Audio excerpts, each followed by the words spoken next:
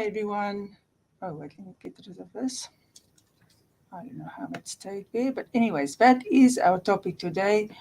Are we running, avoiding, leaving quite easily, or leaving when we don't actually want to leave, but we have a deep something inside us that really push us to leave, or a feeling of just needing to get out? And so I want to examine these ideas today with you, because this, let me see, let me just fix the light here. It's a bit dark here. So let me just do this quickly. Maybe it's a bit better. Let me see. Yes. Okay. If I can't see myself, you can't see me. Okay. So we've talked about safety needs before. In some of our other videos, we've addressed it. So we have these safety needs because something happened during our upbringing where we didn't learn to be regulated by our mother's presence, by an adult's presence, that the world was a safe place. And then we got all these really self-protective behaviors and outlooks that is coming from it.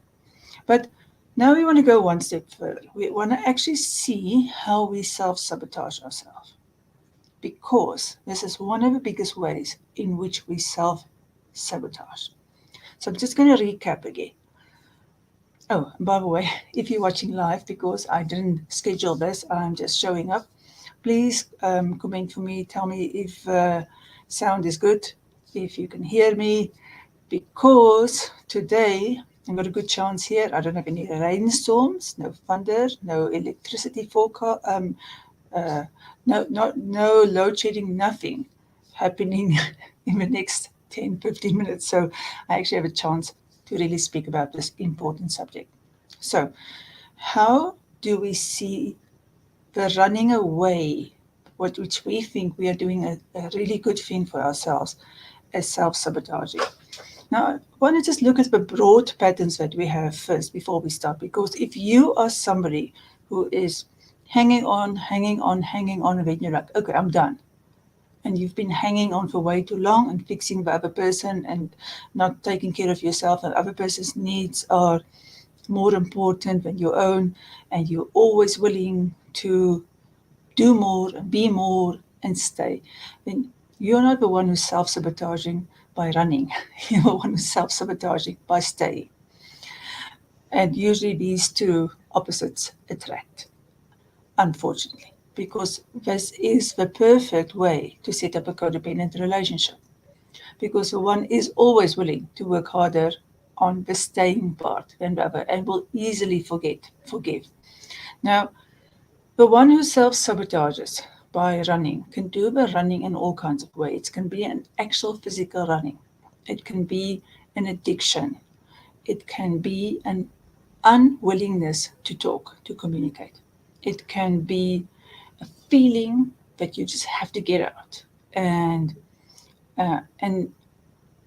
it can be causing fights, drama, disruption, because the feeling of being close connected to you, to somebody, is so unfamiliar, so threatening to your 4-year-old or 2-year-old outlook, that you would rather have a drama and the disconnect that feels more safe for you.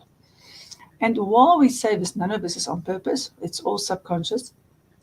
It's all things that we believe forever. It's not, we didn't just start getting these outlooks as an adult. We've come with it from when we were small, simply because of the way that we've been brought up. And so we all have patterns. I'm not going to go deeply into the patterns, because we can get it from a variety of different things that happen to us that we have just not learned to feel safe in the world and to feel that deeply connected is normal. So now, as an adult, we see a situation and we have a story in our head, not even in our head, our entire body goes into some sort of reaction where we have this cortisol reaction. This is not safe. I need to do something about it. And if we are runners, it's going to be, I need to get out of here. Yeah. So so I'm going to give you an example.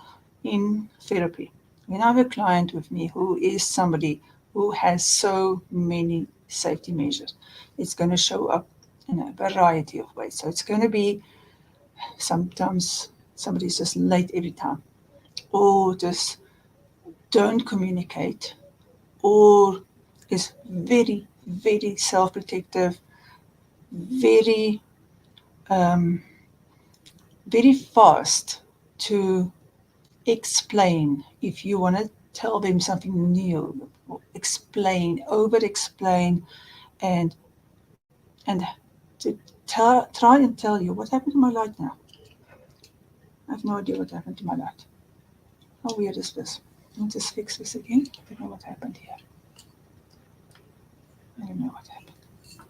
Right. I think maybe I'm a little bit back. Let me see. Oh, it's still a bit dark. Okay. So, and then be very defensive.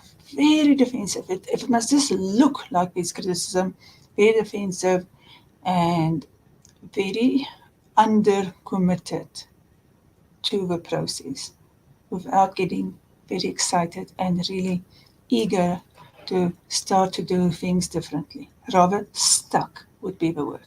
So that's one form.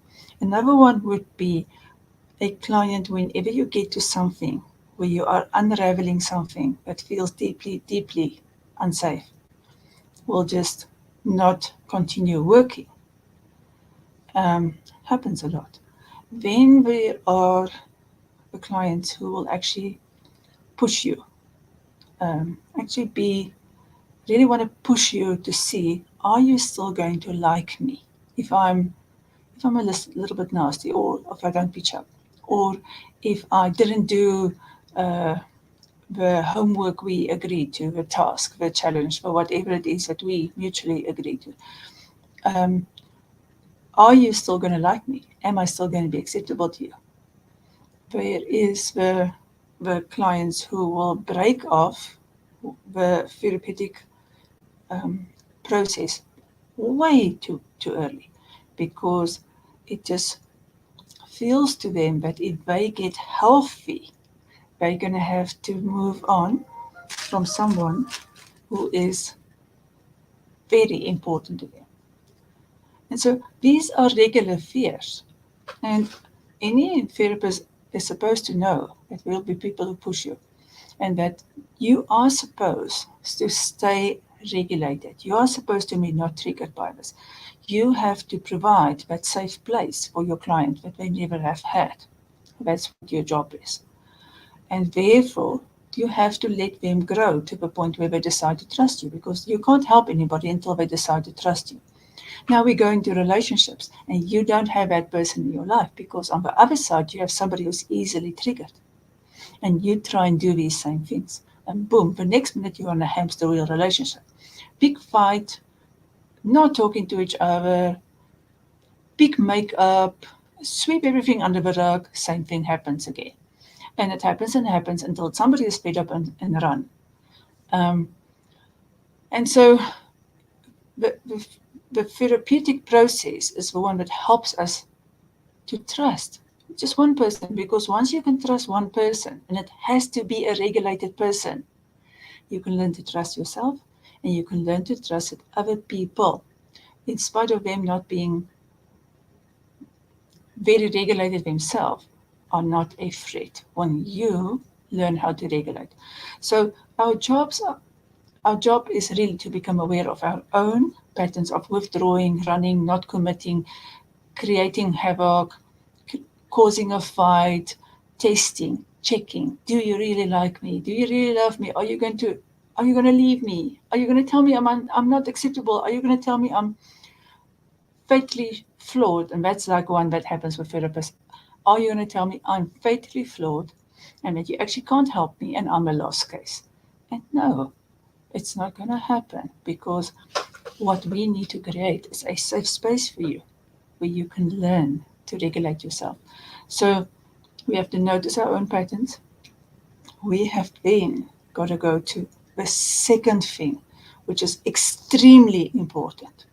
We must learn not to identify with our belief system. So here we are as the person, and there's all this dysregulation and the fears and everything happening inside us, and we call it me. I am this person with this fear, and I have to react to it. Instead of we go and we say, that's my wounded child who wants me as an adult to run away. I don't need to believe that. I can learn to not react to the fears inside me because I've been carrying them with me so long that I'm believing them. But I can learn to not identify with my fears as being me. So we have to rewrite our script of who I really am. And it has to start with, I'm an adult and I'm not that child anymore.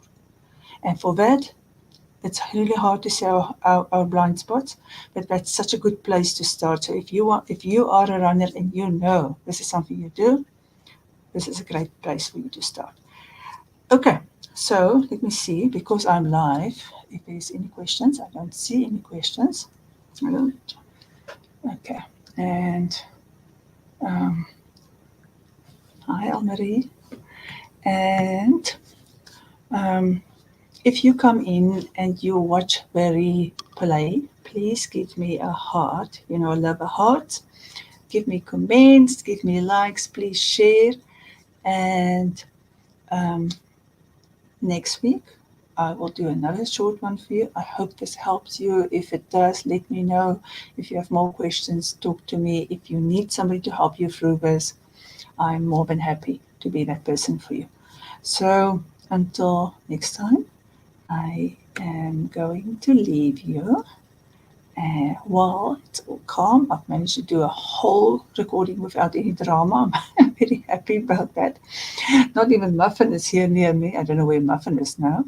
But I will send you lots of love for this week, also from Muffin. And please share with somebody who needs it. We know how important it is. We know how many people are dysregulated in this world. And now more than ever, please share. Lots of love to you. Thanks for watching. Even if you're coming on the replay, I really do appreciate your time. Bye.